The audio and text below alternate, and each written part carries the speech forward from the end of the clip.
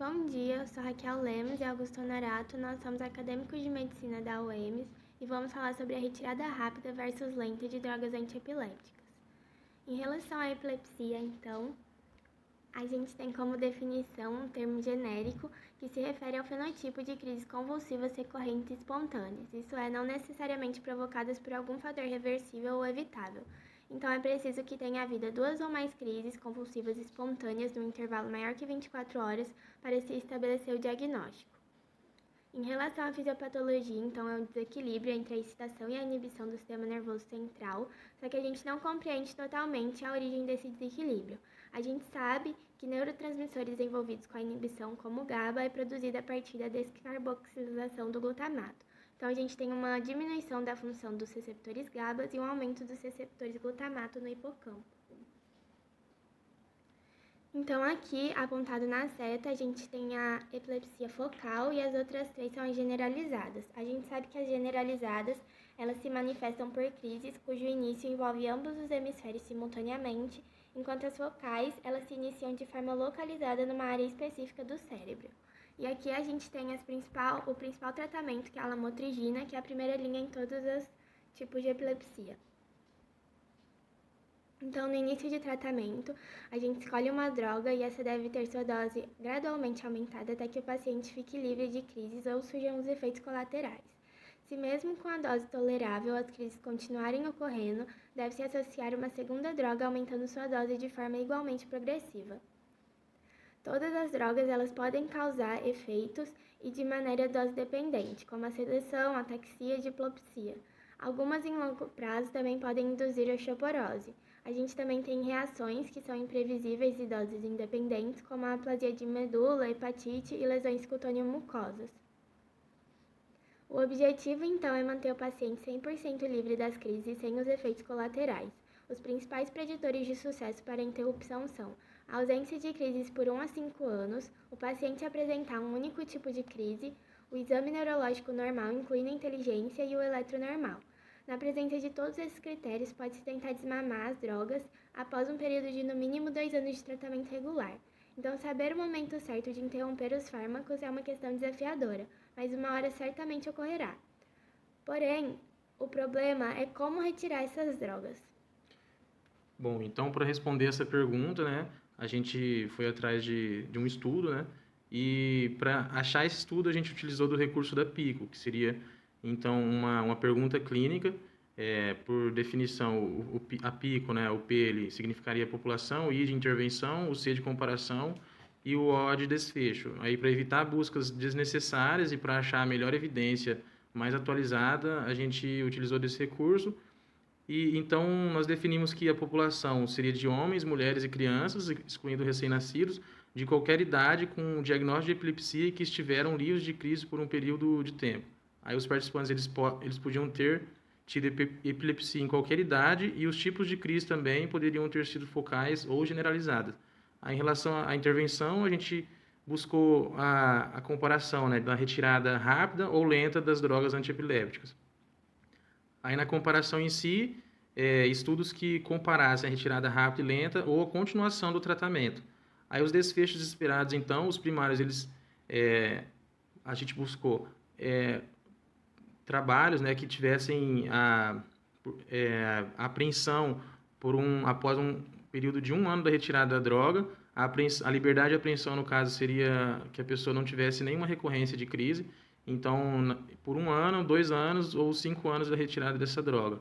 Daí, os desfechos secundários esperados era haver a hora da reincidência da convulsão após a retirada do medicamento, a ocorrência de estados epilépticos, mortalidades, morbidades devido a convulsões, como lesões, fraturas, aspirações por pneumonia e a qualidade de vida. Então, buscando na Cochrane, no PubMed, no Medline, a gente encontrou esse artigo, essa revisão sistemática, na verdade, que em tradução seria rápido versus lento retirada de drogas antiepilépticas. Os autores seriam esses nomes aí, Ayagu, Gilbert e Brigo. O objetivo dessa revisão sistemática, então, foi quantificar o risco de recorrência das crises após descontinuação rápida ou lenta de medicamentos antiepilépticos em adultos e crianças com epilepsia em remissão e avaliar quais variáveis modificam o risco de recorrência das crises. Daí, por definição, também a descontinuação rápida ela era considerada quando a redução da medicação ocorresse em 3 meses ou menos, e lenta quando ocorresse em mais de 3 meses, né? Aí, o viés desse estudo, então, ele foi avaliado por 2 autores da revisão sistemática, utilizando as ferramentas de parâmetros específicos, são 7 parâmetros, que seria, então, a geração de sequência aleatória, o 2, ocultação de alocação, o 3, ocultação de participantes e pessoal, ocultação de avaliadores dos resultados, dados incompletos de resultados e relatórios seletivos de resultados e outras tendências. Então, no estudo em si, de todos os trabalhos observados, não tiveram grandes viés potenciais no processo de revisão. Como a gente vê aqui nessa tabela, o risco de viés geral ele não foi muito alto. Já na tabela ao lado, a gente tem a avaliação do risco de viés nos 2 artigos que foram selecionados e utilizados na revisão sistemática. E aí sim, eles observaram um grande risco de viés. Aí a pesquisa de estudo, então, da revisão sistemática foi realizada em várias bases de dados, Medline, WHO, International Clinical Trials, Scopus e a Cochrane também. E ela não houve, então, nenhuma restrição de idioma para essa pesquisa, e a análise de dados ela utilizou o Review Manager 5, que é um programa. Aí a seleção, então, dos artigos foi feita por 2 autores, que selecionaram os títulos independentemente, aí eles buscaram resumos e resultados da pesquisa eletrônica e avaliaram os ensaios potencialmente relevantes para a inclusão, com divergências resolvidas por discussão entre eles mesmos, não teve a participação de um terceiro. Aí a triagem de estudos, então, no início eles tinham 113 resultados e chegaram em 4 estudos, então, sendo que 3 foram excluídos. Um deles foi excluído, né, o Gasperini 2016, porque ele estava em andamento ainda, não tinha resultados. E os outros 2, o Aidaros 2010 e o Rio 2016, porque ele não adotou um desenho controlado randomizado. Então, desde a última versão da revisão sistemática desse mesmo tema, incluiu-se apenas um novo estudo, que seria o Serra 2005. Aqui a gente tem, então, um resumo do esquema que foi feito para chegar nesses 2 estudos.